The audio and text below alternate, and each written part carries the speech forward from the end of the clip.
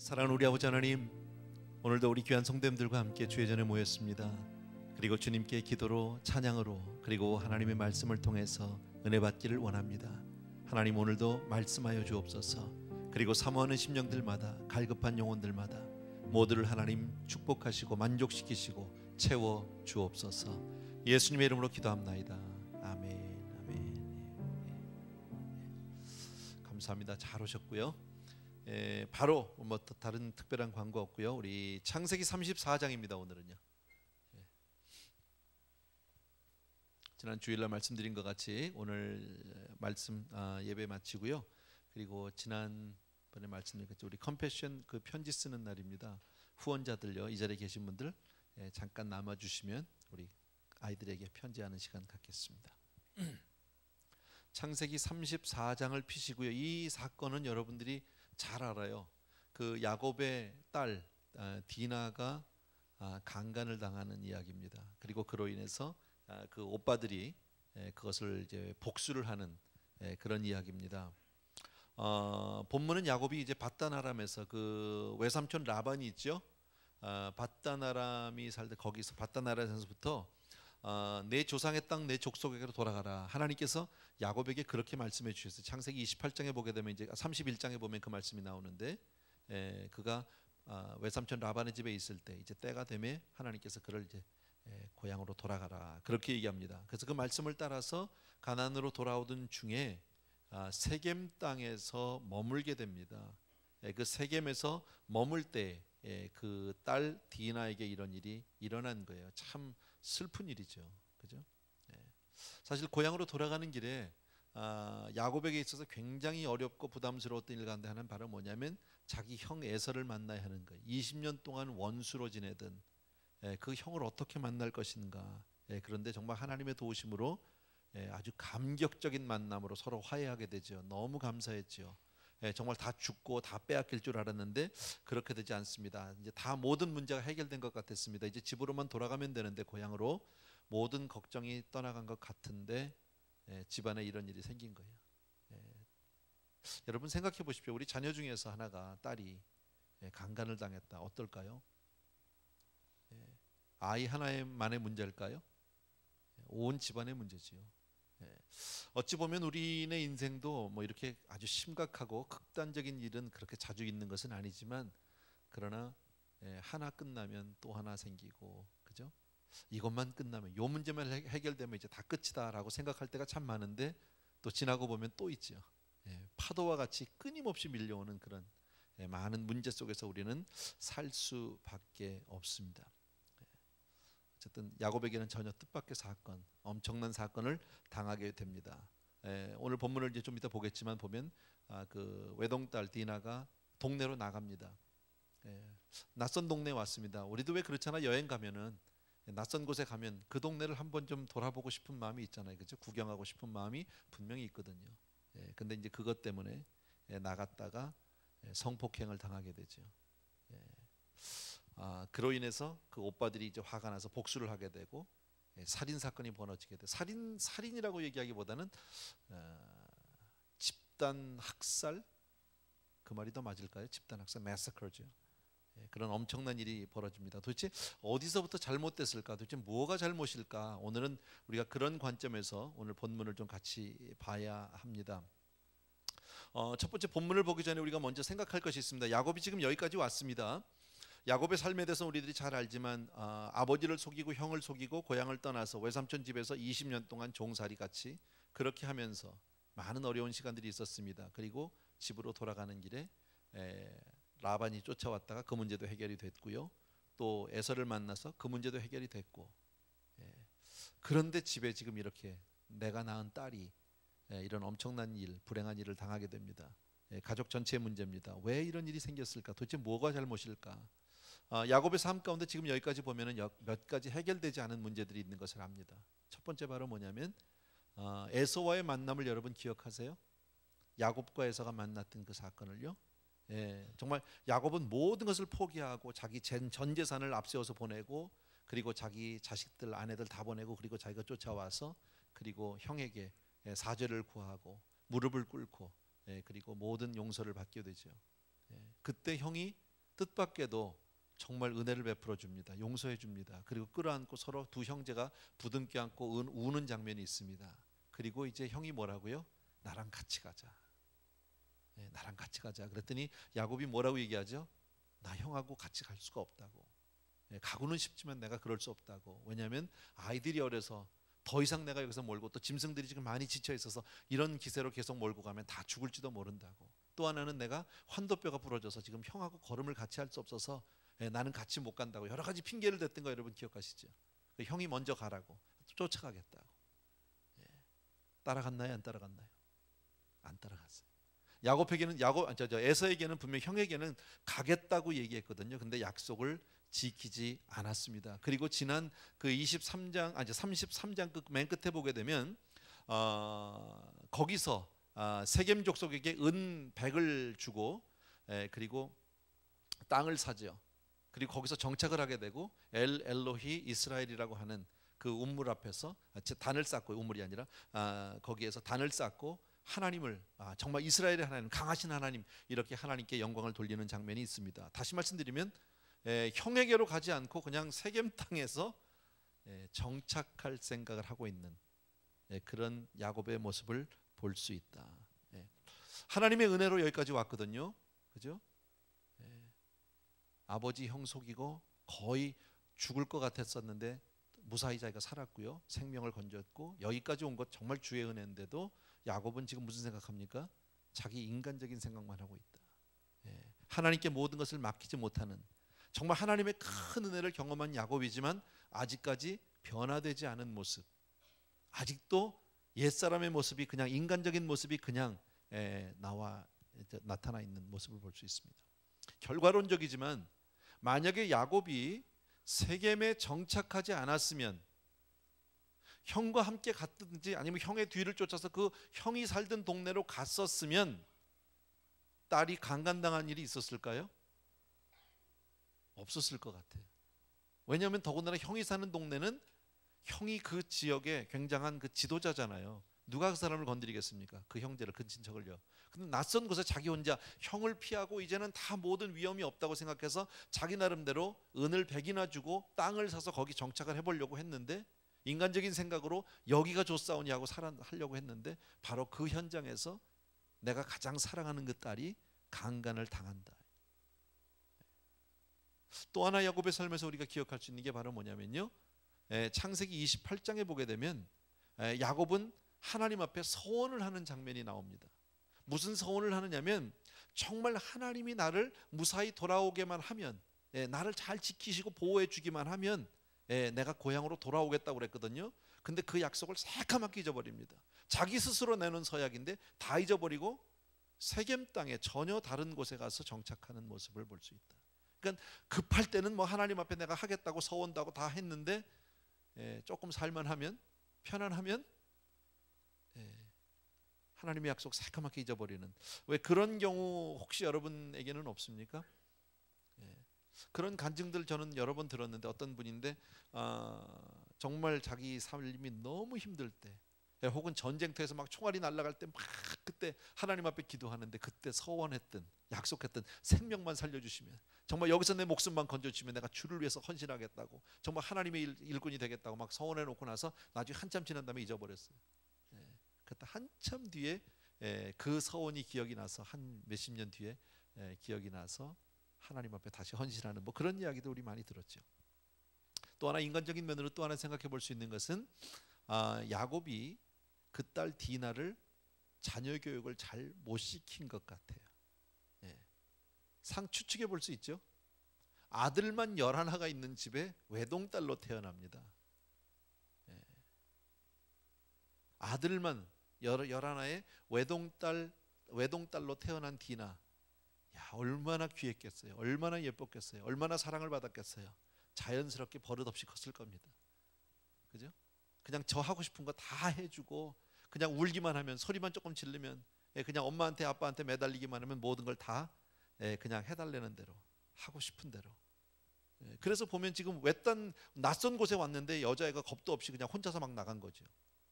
하인을 하나 데리고 가지도 않았고요, 자기 오빠들 누구 데려가지도 않고 혼자서 그냥 길거리로 나가버렸단 말이죠. 이런 문제들을 우리가 볼 수 있습니다. 몇 가지. 자, 1절 우리 같이 한번 보겠습니다. 다 같이 읽습니다. 1절 시작. 레아가 야곱에게 낳은 딸 디나가 그 땅에 딸들을 보러 나갔다. 그 땅의 딸들을, 그 땅의 여자들을 보러 나갔다. 이게 맞겠죠, 오히려. 그죠? 왜 그 땅의 여자들에게 관심이 있었을까? 뭐 자연스러운 거죠. 여자아이니까. 이때 당시 신학자들은 지금 디나의 나이를 하이틴, 그죠? 한 17, 8? 적게 보는 사람 한 15살도 보는 사람도 있는데 뭐 정확한 나이는 성경이 없으니까 몰라도 대략 성경학자들 얘기는 그저 한 17, 8 정도 되는 한창 때죠. 근데 이 아이가 뭐에 관심이 있어요? 여자들에게. 여자니까 유행에 관심이 있었겠죠. 이 동네는 뭐가 유행인지, 이 동네 문화는 어떤지, 세상 문화가 궁금한 거죠. 도착하자마자. 뭐 그럴 수 있죠, 우리도요, 그죠? 우리도 어디 여행을 가면 그 동네가 궁금하기도 하잖아요, 그죠? 그리고 세상 여자들이 아주 매력적으로 보였다. 뭐 그게 나쁜 거라고 얘기할 수는 없어요. 그런데 문제는 뭡니까? 세상을 바라보는 눈이 지혜롭지 못하다라는 거예요. 세상이 얼마나 무서운 곳인지를 보지 못하고 그냥 겉에 화려한 것만 보고 있고 눈에 보이는 게 다라고만 생각하는데 그렇지 않다라는 거예요. 결국 디나는 그 세상 여자들의 세상에 대한 어떤 호기심, 궁금증, 그것 때문에 파멸당하는 거죠. 그것 때문에 망가지는 거죠. 보는 걸 잘 봐야 돼요. 인류 최초의 범죄가 왜 생겼어요? 하와가 선악과를 봤어요. 보는 걸 잘 봐야 된다니까요. 그래서 시편 기자가 이런 기도하죠. 주여 내 눈이 허탄한 곳을 보지 않게 해달라고. 쓸데없는 거 보지 않게 해달라고. 우리도 우리의 보는 것, 눈을 잘 지켜야 될 줄로 믿습니다. 그렇게 나갔는데 그 지역에 추장 아들이 있어요. 지역의 족장 아들이라고 얘기하겠죠. 족장 아들, 족장은 하몰인데 그 하몰의 아들 이름이 세겜, 그 동네 이름하고 같아요. 세겜이라는 아이가 있었어요. 이 소년, 어쩌면 뭐 청년인지 잘 모르겠지만 어쨌든 그 아들이 디나를 보고 한눈에 반했어요. 아마 이뻤던 것 같아요. 첫눈에 그냥 반해버렸어요. 그 가서 외딴 곳에 가서 왜 외딴 곳에 나가서 그 모르는 남자한테 가서 말을 겁니까? 뭐 하라고 말을 받아줍니까? 그리고 나서 디나를 그를 데리고 가서 억지로 강간을 해버립니다. 그런 장면. 예나 지금이나 비슷한 것 같아요. 여자들 혼자 돌아다니는 거 참 위험하다. 그죠? 특히나 10대 후반, 20대 초 이런 여자들이 혼자서 낯선 곳에 돌아다닌다? 이 굉장히 위험한 거죠. 그건 날 잡수하는 거 똑같은 거죠. 아주 어렵다. 지금 우리가 사는 세대, 이 시대는 성폭행 굉장히 심각한 문제라는 거 여러분 다 아세요. 그죠? 날마다 우리가 신문이나 뉴스나 어떤 뭐 인터넷이나 등등에서 너무 쉽게 접할 수 있는 문제다라는 겁니다. 사실은 우리 책임이죠. 거의 대부분의 성폭행의 70%가 청소년에서 일어난다는 사실 여러분 아세요? 거의 75%가 성폭행은 젊은 애들, 청년기 시절에서 다 일어나고 있다. 근데 그럴 수밖에요. 세상에 보이는 게 다 그러니까요. 신문, 뭐 영화, 뭐 TV, 스포츠 신문, 여러분 날마다 보고 있잖아요. 그죠? 그런 것들 다 아주 퇴폐적이고 아주 음란하고 이런 것들이 사방에 천지사방에 널려 있거든요. 그 젊은 애들이 그걸 보면요 항상 혈기왕성할 그 나이에 어떻게 참습니까? 그걸. 무섭죠, 여러분. 전 세계적으로 지금 통계죠. 제가 좀 찾아보니까요, 전 세계적으로 이 성폭행을 하는 그 연령층이 점점 낮아지고 있다. 요즘에 신문 보면 뭐 중학생도 나오더라고요. 한국 신문 같은 거 보면 나오죠. 중학생들이 뭐 초등학생을 데려다가 뭐 몇 사람이 있어 그냥 뭐 그런 남자애들이 뭐 몇 사람이 여자애 하나를 잡아다가 뭐 이래가지고 또 생매장에서 죽이고 뭐 그런 이야기들 맞아. 끔찍한 이야기들이 너무 많이 나온다, 여러분. 근데 그 성폭행을 일으키는 아이들의 가정이 대부분 다 부모와의 대화 단절이랍니다. 부모와 충분히 커뮤니케이션이 없는 혹은 결손 가정, 이런 가정 아이들이라고 얘기합니다. 그러니까 가정 교육이 제대로 되어 있지 않다라는 거죠. 테네시주의 내슈빌이라고 하는 도시 여러분 아마 들어보셨을 겁니다. 거기에 주버나일 코트의 저지가 이런 얘기를 합니다. 그러니까 청소년 법원에 청소년 재판을 하는 그 재판관이 이렇게 얘기를 했습니다. 나는 4,800명이나 되는 17세 이하의 범죄 청소년을 담당했습니다. 그중 오직 29명만이 교회를 정기적으로 다닌 기록이 있었습니다.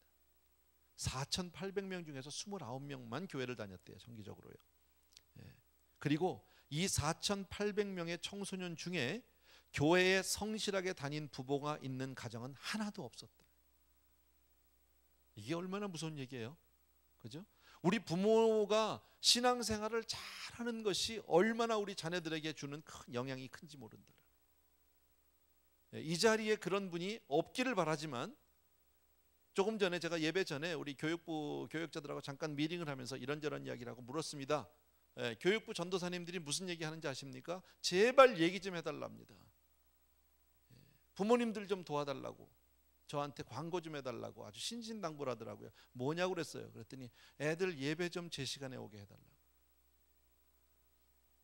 어른들은 9시 반 예배인데 아이들은요 9시 반에 한 명도 없대요. 맥시멈 많으면 5명이래요. 9시 반에 예배를 시작할 수가 없대요. 그래서 아이들에게 물어봤대요. 너희들 학교도 그렇게 날마다 늦니? 그랬더니 안 늦는데요. 학교는 부모님들이 아이를 보낼 때 정시에 맞추고 늦지 않으려고 모든 노력을 다 하잖아요. 근데 교회는 늦는 거 아무렇지도 않아요. 여러분, 학교 열심히 다닌다고 감옥 안 가는 게 아니라니까요. 애들의 문제는 거기서 해결되는 게 아니라고요. 근데 우리는 교회 교육에 대해서 너무 비중을 두지 않아요. 가볍게 여겨요. 여러분은 늦더라도 자녀들은 정시 예배를 가게 해줘야지. 적어도 전에도 제가 그런 말씀을 드렸는데 실제로 우리 가운데 있었던 일이니까요. 어른 예배가 먼저 끝나고 아이들 안 끝났다고 가서 애들 나오라고 하질 않나. 중간에 막 셀폰을 해가지고 아이들 예배를 못 드리게 만들질 않나. 심지어는 아주 심한 사람은 우리 안에 있었습니다. 선생님 불러내가지고 야단치고 네가 뭔데 이 시간까지 하느냐고 말이야. 이게 할 짓입니까? 이게 얼마나 무서운 얘기인지 몰라요, 여러분. 4,800명이나 그 청소년 법정에서 법관을 지낸 분의 통계가 뭐라고요? 그 4,800명 중에서 부모가 단 한 가정도 정기적으로 교회를 나가는 사람이 없었다라는 거예요. 제대로 신앙생활한 사람 가정에서는 아이들이 적어도 이렇게 되지는 않는다라는 겁니다, 여러분. 자, 오늘 여기 보면 두 아이가 나옵니다. 오늘 본문에서 하나는 야곱의 딸이요, 하나는 그 세겜이라는 동네의 추장, 족장의 아들입니다. 요즘 말로 하면 둘 다 지도층 자녀입니다. 부잣집 아이들입니다. 오렌지족일지도 모르겠습니다. 아까도 우리가 유추해 봤던 걸로 봐서 야곱의 딸 디나는 어쩌면 아주 버릇없이 그렇게 컸을 것 같아요. 응석바지로 해달라는 거 다 아주 버릇이 안 돼 있는, 제대로 훈련되지 못한, 바른 교육이, 자녀 교육을 제대로 받지 못한 그런 아이로 컸던 것 같아요. 근데 하몰의 아들 세겜도 역시 마찬가지다, 똑같다라는 거예요. 낯선 동네에 혼자서 겁도 없이 여자애가 길거리를 쏘다니는 것도 잘못이지만 또 혼자서 쏘다니는 여자를 보고 낼름 가서 그 여자를 갖다 잡아다가 강간을 하는 놈도 똑같은 놈 아니냔 말이지, 여러분. 그렇다면 이 두 아이의 가정은 다 뭐예요? 문제가 있다는 거죠. 뭐 잘은 모르지만 여러분도 뭐 오렌지족 이런 얘기 우리 들어봐. 요즘은 그런 얘기 쓰지도 않대요, 보니까요. 여러분, 오렌지족이라는 아이들은 부잣집 아이들이잖아요. 돈이 있는 아이들이잖아요. 가난하게 사는 집 아이들을 오렌지족이라고 얘기하지 않죠. 소위 말하는 강남 일대를 휘젓고 다니는 아이들, 하는 일도 없이 그냥 돈만 펑펑 쓰고 교육을 제대로 못 시켰다는 거지.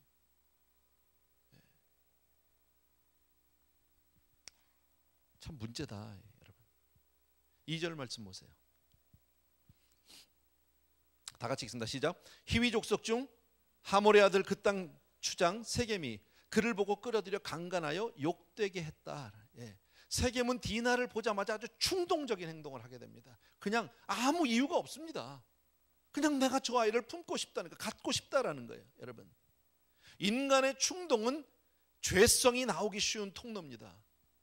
충동적으로 행동하면 안 된다. 여러분, 성욕이라는 것은 하나님이 남자와 여자를 만드실 때 주신 거예요. 그죠? 자연스럽게 나오는 거예요. 그런데 그것을 그냥 놔두면 안 된다. 충동적으로 놔두면 안 된다는 거예요. 뭘 하는 겁니까? 절제를 안 한 거죠. 그걸요. 다스리질 않은 거죠. 이것은 교육에서 나온다라는 거예요. 감정을 다스리고 충동을 다스리고 하는 것을 훈련을 시켜줘야 합니다. 그런데 이 두 아이들은 어떤 아이들입니까? 그냥 자기 하고 싶은 대로 하는 겁니다. 그냥 울고 막 땡깡을 부리면 부모가 어려서부터 다 해줬다. 안 되는 게 없다라는 거예요. 왜 그런 거 있죠? 부잣집 아이들. 예. 그냥 뭐 울면 그냥 돈 주고 끝나는 거. 귀찮다 이거죠. 입막음으로. 예. 그렇게 버릇없이 크는 아이들이 뭐가 될까요? 여러분, 밖에 나가면 그렇게 산다라는 거예요. 여러분, 인간의 욕구가 잘못된 것이 아니라 절제하고 다스리지 못한 것이 잘못이다. 우리도 그렇죠. 어른들도 그런 게 있죠. 충동적으로 뭘 구매, 충동 구매라는 거 있죠. 충동 구매. 사고 싶으면 막 사는 거 뭐든지. 제가 지난 한 1년쯤 전인가요? 그때 말씀 한번 드렸나요? 제가 릭 워렌 목사님 섬기는 교회를 갔다가 예배를 드리는데 그날 마침 그 충동 구매에 대해서 말씀을 하시더라고요. 그러면서 커스코 가면은 자기는 우리 성도님들한테 그러더라고요. 커스코에서 무슨 얘기를 들었는지 모르겠지만 커스코 가지 말라고. 이게 제가 한 얘기 아니라 저기 누구야? 릭 워렌 목사님이 그렇게 얘기하더라고요. 뭐가 필요하는가 커스코에 가서. 왜 이렇게 많이 필요하냐? 5 gallon of 할라페뇨 왜 필요하냐는 거지.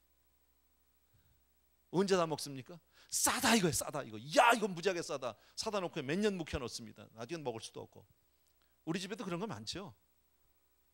예. 저희 집에도 있더라고요. 저희 그래서 요새 커스코 거의 안 갑니다. 근데 그때 이후로는 은혜 받은 것 같아. 예. 사실 저희 두 식구 사니까요. 집에 커스코 가면 싸긴 싸요. 케첩 막 이만한 거 막 2개씩 3개씩 묶어가지고 얼마 안 하잖아. 그거 사다 놨어요. 지난번에 보니까요, 익스파이어 된지 그게 언제까지 써 있는데 보니까 2007년이더라고. 그래서 내가 누굴 줄까?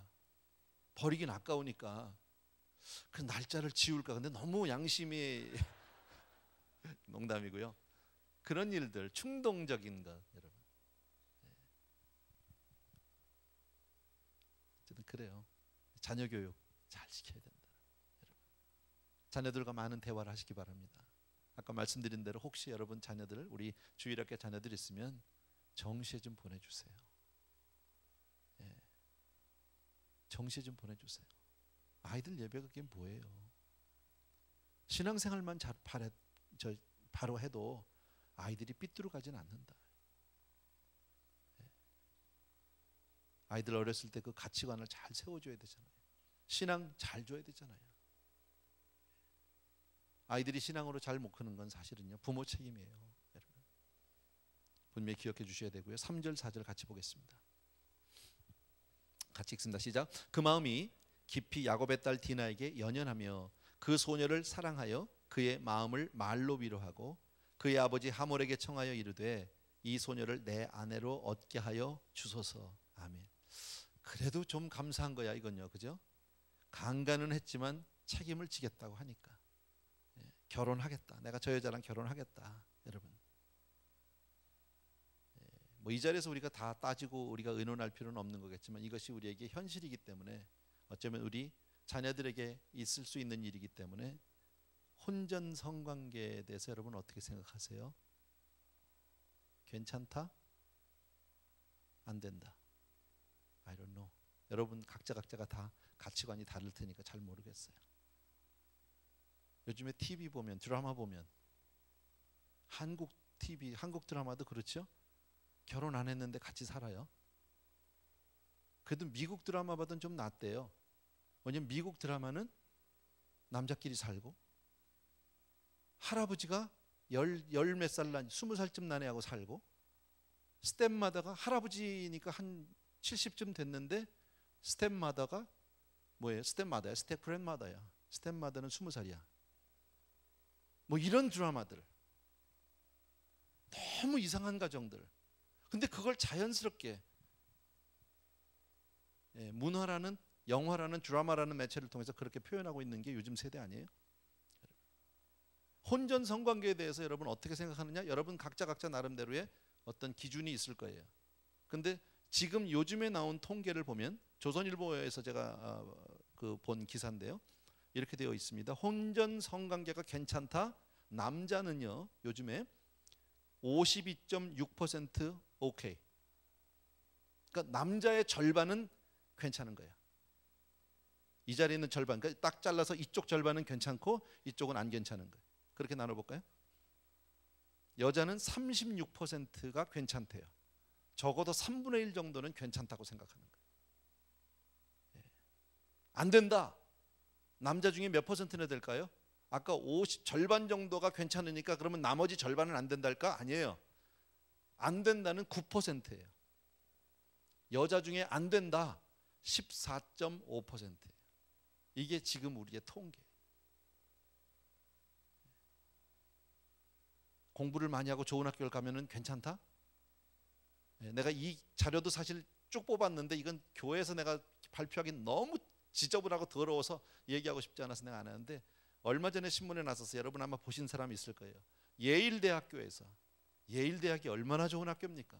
아무나 갈 수 있는 학교도 아닙니다. 보통 수재가 아니면 갈 수 없는 학교입니다. 그리고 돈 없는 아이들 갈 수도 없고요. 특별히 공부를 잘해서 장학금을 받기 전에는 그 학비를 감당할 수가 없습니다. 웬만한 가정에서는요. 근데 그렇게 수재들, 그렇게 똑똑하고 그렇게 공부 잘하고 정말 세상에서 앞으로 이 세상을 이끌거나 지도자라는 그 아이들의 그 통계가 얼마나 더럽고 추악한지 아십니까? 이건 얘기 안 할래요. 어쨌든 요즘 그런 얘기 안 들어보셨어요? 결혼을 하는 신부가 임신을 했어. 혼수해온 거라면요. 무슨 얘기? 혼수라는 얘기는요. It is acceptable. 이해가 할 수 있는. 그거 다 용납한다 그런 얘기 아니에요? 받아줄 수 있다는 거 아니에요? 혼전 성관계에 대해서 부모님들 자체가 다 오케이, 괜찮다는 거 아니에요? 그게 지금 우리 세대라는 거죠. 하나님이 그렇게 만드셨을까요?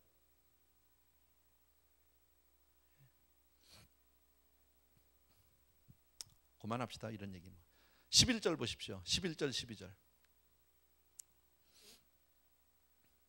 같이 읽습니다. 시작. 세겜도 디나의 아버지와 그의 남자 형제들에게 이르되 나로 너희에게 은혜를 입게 하라. 너희가 내게 말하는 것은 내가 다 주리니 이 소녀만 내게 주어 아내가 되게 하라. 아무리 큰 혼수와 예물을 청할지라도 너희가 내게 말한 대로 주리라. 이 장면은 바로 뭐냐면요, 세겜, 지금 이 강간을 한 그 아이가 와서 지금 나 디나랑 결혼하겠다, 내가 책임지겠다는 거야. 미안한데 어쨌든 내가 책임지겠다. 그리고 나서 내가 다 너희에게, 너희가 말하는 건 내가 다 주겠다. 혼수로 내가 다 주겠다. 예단입니까 혼수입니까 뭐 잘 모르겠지만 어쨌든 다 주겠다. 뭐든지 주겠다. 말만 하면 다 주겠다라는 거예요. 굉장히 예의가 바른 사람 같잖아. 그죠? 젊은이 혈기에 그럴 수 있지요. 자기가 좋아하는 딱 보니까 첫눈에 마음에 들었어. 그냥 내 마음에 너무 쏙 들었어. 그래서 데려다가 강간을 했어요. 그래서 여자아이가 막 울고불고 난리가 났어. 그렇지만 얘가 나 몰라라 한 게 아니라 가서 책임지겠다는데 뭐. 그리고 내가 결혼해서 데리고 살겠다는데, 거기다 그것도 모자라서 그 오빠들 다 만나고 아버지 만나서 하는 얘기가 뭐예요? 내가 충분히 거기에 대해서 정말 혼수와 예물을 뭐래도 얘기하시면 우리가 다 할게요. 우리 집에서. 예의가 바르잖아. 제가 근데 왜 이 규절을 가지고 얘기할까요? 세겜은 지금 이 문제를 뭘로 해결하는 겁니까? 물질로 해결한다는 거예요. 모든 것을. 물질 만능주의. 돈만 있으면 되는 거예요. 행복할까요? 잘 살 수 있을까요? 우리 살면서요, 모든 것을 돈으로 해결하려는 사람을 만나면 조심하셔야 돼요. 근데 사람들이요, 뭐 다는 아니겠지만 너무 요즘에 많은 가치관의 이 혼돈으로 말미암아 조금 극단적으로 얘기하면 그래요. 돈만 있으면 되는 것 같아요, 사람들은. 돈 싫은 사람 없죠, 아무도요. 그죠? 제가 그런 말씀 가끔 드리잖아요. 조용히 눈을 감고 돈을 묵상을 해봐. 그러면 입가에 이렇게 미소가 띄어져. 아니야? 돈 싫으세요? 나는 그게 참 이해가 안 돼요. 예.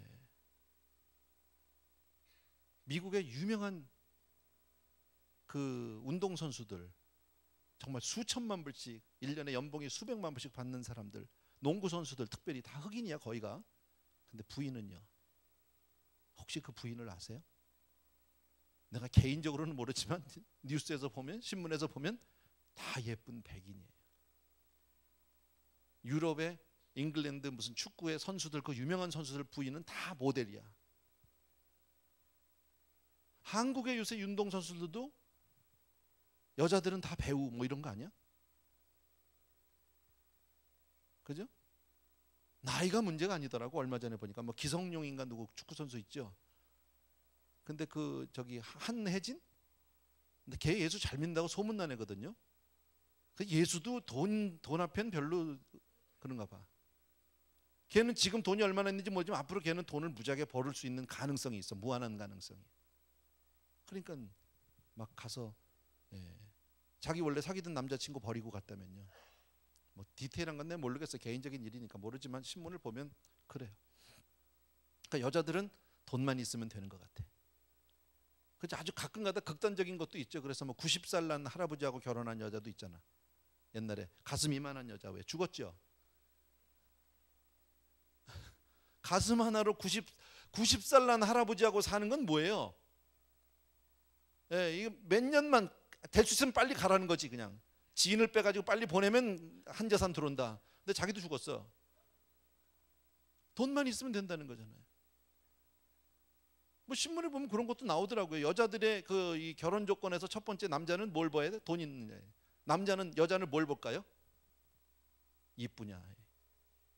그거야. 아무것도 없어요. 그러니까 뭐 이렇대요. 뭐 이 여자가 뭐 좋은 학교 나오고 뭐 머리가 좋고 뭐가 그 얘기는 안 이쁘다는 얘기래. 이쁜 여자는 그냥 이뻐, 그걸로 끝. 다른 게 필요 없다네. 네. 이 세상이 왜 이럴까요? 그죠? 참 무서운 얘기입니다. 모든 것을 돈으로 해결하려고 하는 이 사람. 그러니까 돈은 좀 있는 거. 부잣집 아들이야. 그런 거 보니까요. 13절부터 제가 읽을게요. 야곱의 아들들이 세겜과 그의 아버지 하몰에게 속여 대답하였으니 이는 세겜이 그 누이 디나를 더럽혔습니다. 야곱의 아들들이 그들에게 말하되 우리는 그리하지 못하겠노라. 할례 받지 아니한 사람에게 우리 누이를 줄 수 없노니 이는 우리의 수치가 됨이니라. 그런즉 이같이 하면 너희에게 허락하리라. 만일 너희 중 남자가 다 할례를 받고 우리같이 되면 우리 딸을 너희에게 주며 너희 딸을 우리가 데려오며 너희와 함께 거주하여 한 민족이 되려니와 너희가 만일 우리 말을 듣지 아니하고 할례를 받지 아니하면 우리는 곧 우리 딸을 데리고 가리라. 그들의 말을 하몰과 그의 아들 세겜이 좋게 여김으로 이 소년이 그 일 행하기를 지체하지 아니하였으니 그가 야곱의 딸을 사랑함이며 그는 그의 아버지 집에서 가장 존귀했더라. 그랬죠? 이 세겜이라고 하는 아이는 족장의 아들인데 그 족장의 아들 중에서 가장 소중한 아들이야. 너무너무 잘생기고 귀한 아들이야.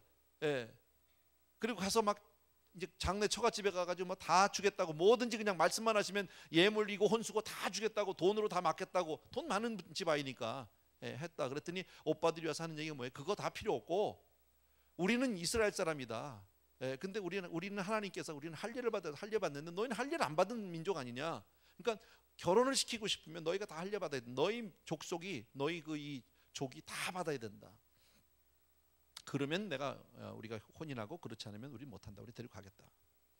그랬더니 그 말을 좋게 여겼대요. 왜? 돈 안 나가도 되잖아. 돈 써서 데려오려고 하는데 돈 필요 없고 그까짓 거 뭐 할례만 좀 받으려니까 그거 하지 뭐.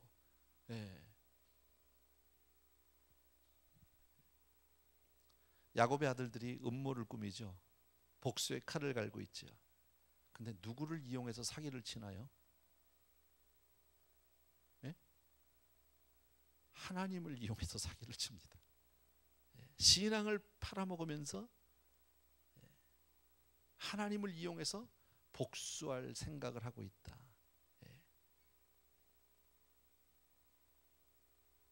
20절부터 제가 읽을게요.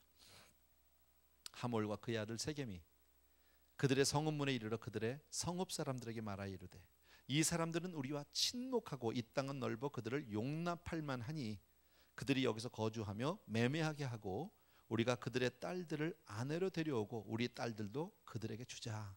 좋아졌다, 걱정하지 마라, 우리 다 사돈 맺자, 잘 살자, 뭐 이런 거죠. 22절에 그러나 우리 중 모든 남자가 그들이 할례를 받음같이 할례를 받아야 그 사람들이 우리와 함께 거주하여 한 민족 되기를 허락할 것이라. 그러면 23절 다 같이 읽습니다. 시작. 그러면 그들의 가축과 재산과 그들의 모든 짐승이 우리의 소유가 되지 않겠느냐. 다만 그들의 말대로 하자.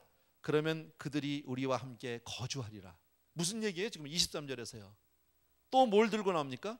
물질 만능주의입니다.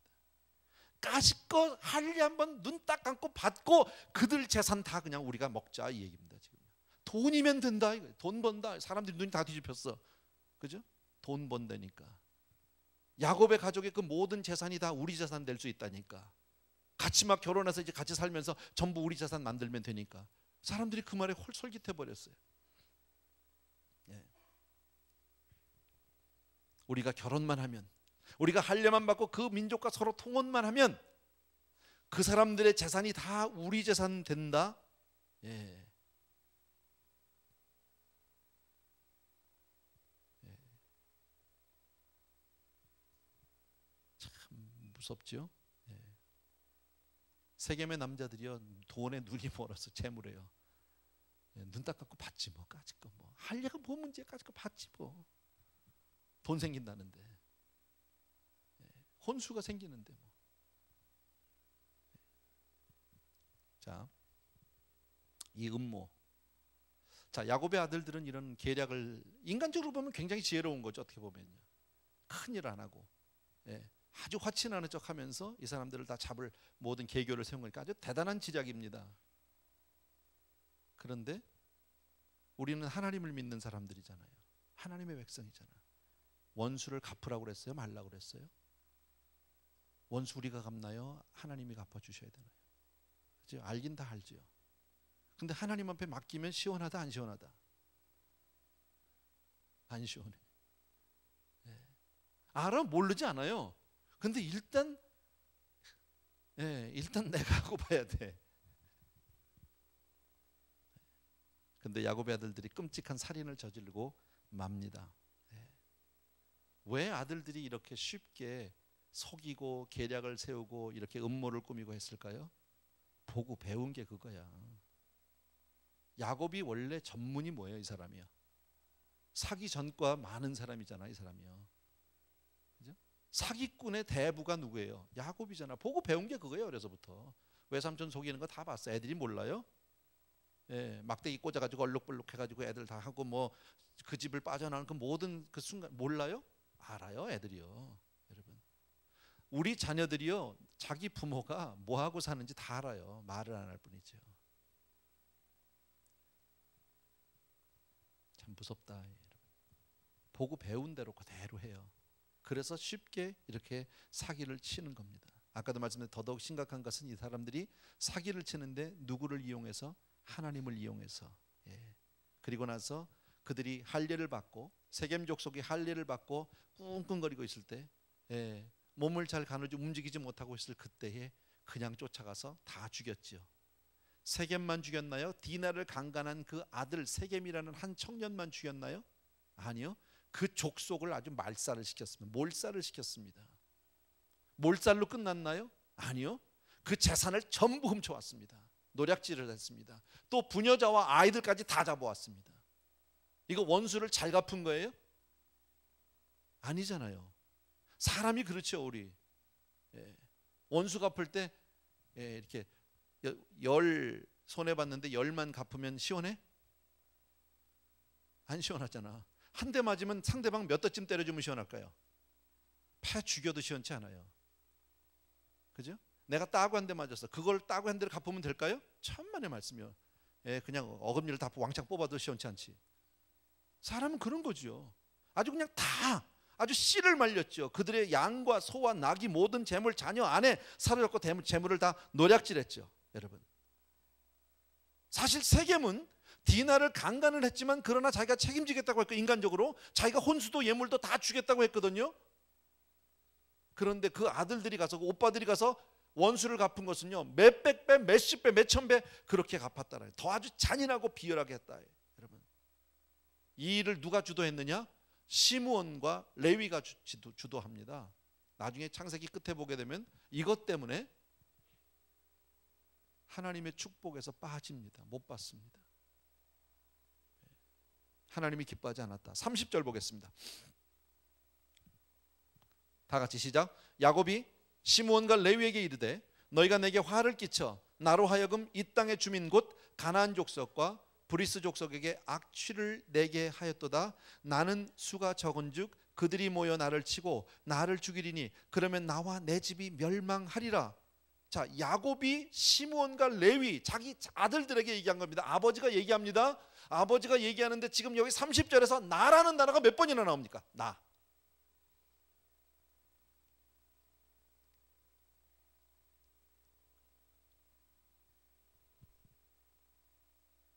됐어요. 많이 나오죠? 나 나오죠? 뭐 몇 번이 중요한 건 아닙니다. 참 보면요, 이 야곱이라는 사람을 볼 수 있어요. 그렇게 은혜를 받았고 막 형 앞에 가서 꼬꾸라지고 무릎 꿇고 별짓을 다 한 사람인데, 환도뼈가 부러지고 복 받겠다고 막 몸부림치고 하나님 앞에 은혜를 받아낸 사람이고 이런 귀한 사람인 것 같은데도 보면 사람의 이 본성은 잘 안 변하는 것 같아요. 보면요, 이 야곱 보세요. 끝까지 누구 생각만 한다? 예? 자기 생각밖에 안 해. 제가 아까 읽진 않았는데요, 5절을 보세요. 5절 한번 읽어보세요, 여러분.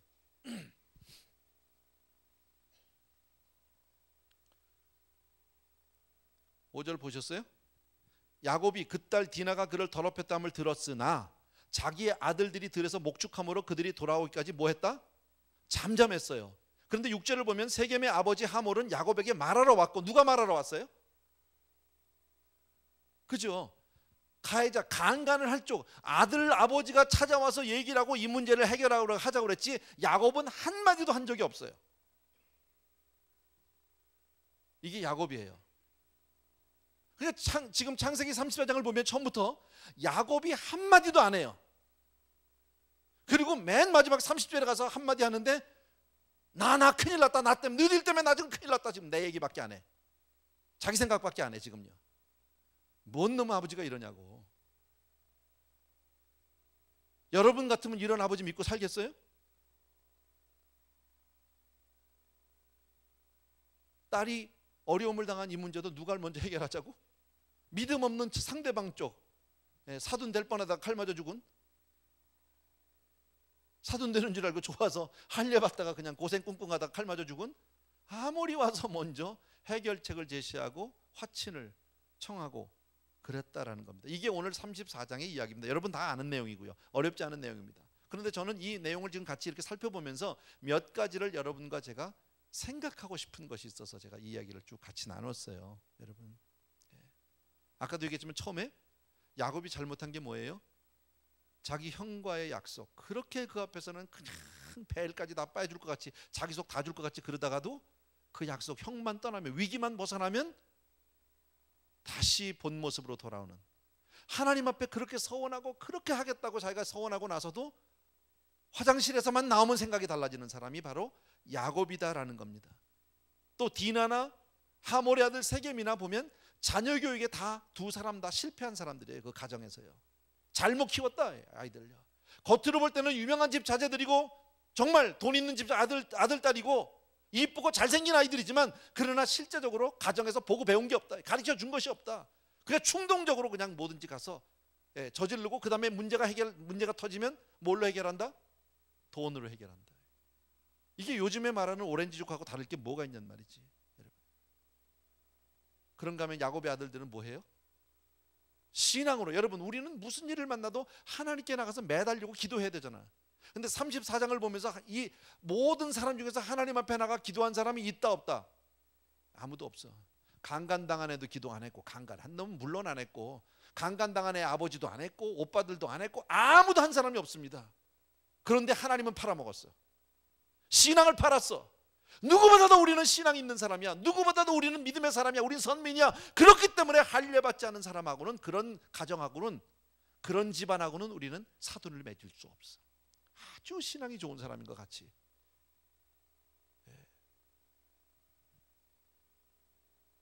바리새인이 따로 있는 게 아니에요. 바깥에 나가면 예 할렐루야, 교회 오면 아이고 할렐루야 하면, 집에 가서 기도는 한 번도 안 해. 성경 안 봐.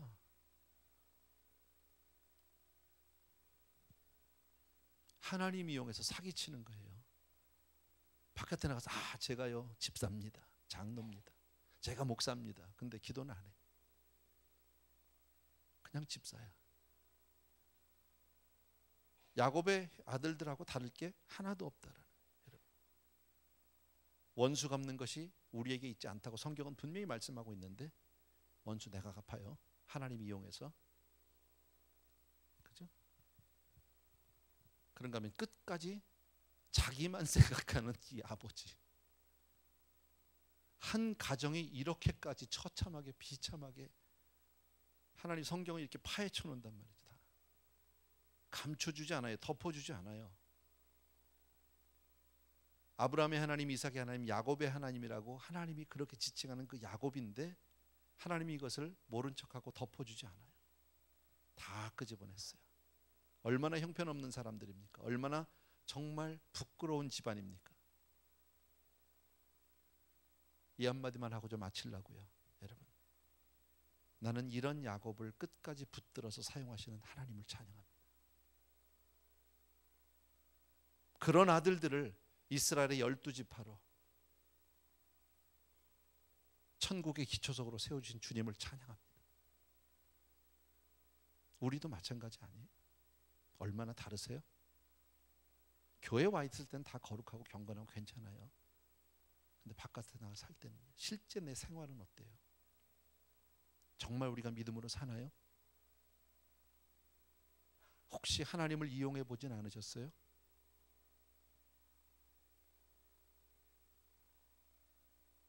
가끔 그런 얘기 듣잖아요. 우리 집사님이라 장로님이라 믿고 가게를 샀는데 사고 보니까 매상이 틀리더라고. 솔직히 우리끼리 얘기인데요, 믿는 사람끼리 거래할 때 얘기하는 거 다 믿어져요? 더 못 믿잖아. 목사는 믿으세요?